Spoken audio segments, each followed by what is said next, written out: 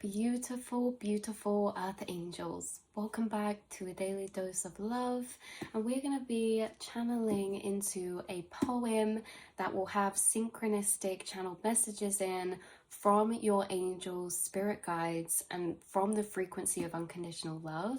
I do also feel like there's been a lot of archangels channeling through. Maybe you guys are connected to Archangel Raphael or Archangel Gabriel, Archangel Michael coming through very strongly as well. Maybe you see synchronistic numbers attached to those, or frequency, colors attached to those, signs. Some of you could have a pendant or a charm of like a saint or an archangel. But we're going to be flicking through this book and getting a message for you. This is by Donna Ashworth and it's called Growing Brave. We used this one a few times on this channel. So let's have a little see. We have the meaning of life. What struck me there was like, wow, you guys are such deep souls, because of course everything we channel into, everything we're divinating is a reflection of your vibration and your frequency. And so just the title of this, the meaning of life, maybe you think about the meaning of life a lot, or purpose, or you know, your purpose, or what does it all mean, or what is the meaning to certain things. You guys come through a very metaphysical energy. So this says, the meaning of life, to me, is clear. That the reason for all of it, the why we are here, is everything. The fingerprints only you can bring. The way that your growth aligns with spring and retreats to beat with winter. Each of us sparkling splinter of a universe, unique and diverse. Yet of the same, we all gather to play this game, then forget why we came. And I blame thinking when we should be linking fingers together and arms around trees, not letting the rat race bring us to our knees. We seek peace, a sweet release. But we look in wrong places, we search for traces of ourselves in bottomless wells. Such tales we tell of heaven and hell, but I think they exist in our hearts, perhaps not words apart after all. The meaning of life, it is all in the small. Wow, that was so beautiful. What am I channeling through from specific points is that you guys are someone who probably has dwelled upon this before. And why I say this is because this may be something that's very normal in thought for you. You think about abstract things, or you have these reflections that are a bit deeper. Not everyone thinks about these things. Not everyone thinks about the meaning of things or seeking for that. And where does that really come from? It comes from a feeling. Why do we seek anything is to answer questions, or to answer questions inside of ourselves, or to untangle energy inside of ourselves. So much of the meaning of life is actually sought through the opposite energy. We find meaning through feeling a lack of meaning. And you know, there's times where you guys, things have happened. This has come through in a past reading recently, Tower Moment card energy. When we feel down, when life feels against us, or things are happening that seemingly feel to us and they're of quite an uncomfortable energy, it makes us actually question why. And it's reminding me of something I wrote once, which was, only the darkness has ever made me question why. It's only ever made me ask those more deeper, profound, abstract questions to self. Why am I here? But we experience those questionings from the rising of feeling those intense or uncomfortable emotions that make us feel almost numb sometimes, or almost like we don't care about anything. Again, that nihilistic type of energy, or what's the point? You know? And so we feel this void, or we have this void, like it says here, we look in wrong places, we search for traces of ourselves in bottomless wells, because there's kind of like this space that's created within this energy that you sometimes feel, and you have learned that your emotions are both a blessing and a curse, and even the curse is a tool of your awareness in a particular way, that the depth that you feel certain things, the intensity you feel certain things, light and shadow, allow you to actually ask things and ask yourself questions that not many people might touch upon, like, why are we all here? And that, again, that's only from this kind of feeling of maybe numbness or apathy that sometimes you may feel wave over you as a starseed here, or a multi-dimensional being. And so it's kind of interesting because that's what's coming through. It's like you filled this space inside through seeking the answers or the questions or the pondering of thought, and you guys have got to many deep places from this. One thing I'm channeling is we create the meaning, we find meaning, we give anything its meaning, and you know, based on our feeling. And so yeah, what is the meaning of life? It is all, it's in the small. And the bit that struck me the most about you channeling through in this poem as well is that one, in the first chapter, in the first column, it says about in everything, the fingerprints only you can bring, the way your growth aligns with spring and retreats to beat with winter.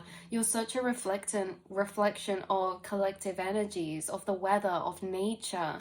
And the second part, when it says about us being a sparkling splinter of the universe, you're bringing through quite some very profound high vibrational metaphysical truths that you've actually discovered through your seeking, right? The truths that you've discovered through the questioning of, or being encouraged into the questioning through this kind of numbness or apathy sometimes that comes over you, is actually that we are all fractures of the same consciousness. That's something you've discovered through maybe darkness for some of you.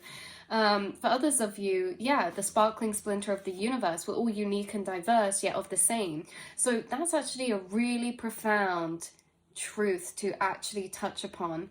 And so what we're channeling into here is actually some maybe higher truths that you have awoken to, maybe through darker energies or like apathy or numbness, or, you know, and one of those is the meaning of life.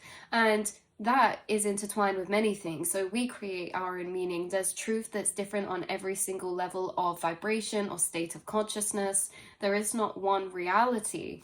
The other thing coming through here was we all gather to play this game, then forget why we came. That's something else that you have sought out. So there's something about this feeling of like numbness or apathy or void that actually has allowed you to intertwine with the energy of concept that we're all gathered here together in this game that we're playing, or in this almost movie that we're watching play out or experiencing, and we almost have this amnesia that we kind of forget about. And this could link to maybe non-linear time, feeling the sensation that we've already lived everything, or everything is already existing all at once, that time is non-linear in quantum in nature, which is what consciousness is. Consciousness is light, is quantum in nature. And so maybe there's this sense of your darkness actually coming and bringing you to some major profound truths that have been revealed to you about reality. And then I feel as if, you know, this questioning leads you to find some sort of meaning within this, because it almost has unearthed energies for you to put in those places or in those spaces. But then there's like a new loop of apathy that comes round of, we all gathered to play this game, then we forget why we came. I'm tapping into like a sadness of the feeling of being awake, looking around. I'm looking up at the TV and there's someone entrapped on their phone in like digital codes and stuff. Looking up, looking around, almost seeing life and reality around you from a different level of view that almost feels secret or hidden from many people.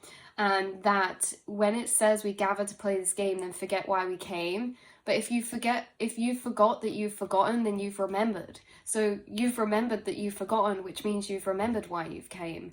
And so there's this sense of looking around and thinking, you know, there's so much that we've all forgotten. And maybe not just about ourselves and consciousness, but also so much we've forgotten about maybe the meaning for life. Because it says here, but we look in the wrong places. We search for traces of ourselves in bottomless wells. That's you looking up at reality. Looking up into bottomless wells is making me think of what I just saw as the synchronicity on the TV of the girl with the face trapped into the phone. And it's kind of like we're searching in bottomless wells. Well, kind of like that's almost a bottomless well, because sometimes we search for voids to fill through, you know, looking online or social media or looking at other people's lives. But you guys are seeing this, and you also have brought a lot of healing to maybe your sense of self-worth, place in the world, or maybe you're not looking through and comparing or seeking to fill those voids in the wrong places, because these voids have been filled by answers that you've unearthed through questioning through the darkness. So that's really beautiful. But I think they exist in our hearts, perhaps not worlds apart after all. Such tales we tell of heaven and hell. Oh, you guys I was like, why am I reading this over and over? There's something I'm downloading right now from you. Such tales we tell of heaven and hell, but I think they exist in our hearts, perhaps not worlds apart. After all, you believe heaven and hell are on earth. You believe heaven and hell is a frequency, a state of vibration, that they are not worlds apart, meaning they're not different worlds. It's that they're in our hearts. And the vibration of our heart chakra, the vibration of our heart's frequency, our feelings, creates these tales we tell of stories of heaven and hell, which are experiences that we live through or that we experience based on their vibration and how we tell them to be heaven or hell. But also the other loop you're being brought through, but I think they exist in our hearts, is bringing me to the storyline that we give of such tales of heaven and hell, and how there's infinite storylines, and how these tales almost exist as stories within our heart space that we resonate and attach to, and that we comprehend ourselves in and place in reality through our storylines of our tales of heaven and hell that we've endured through here this lifetime.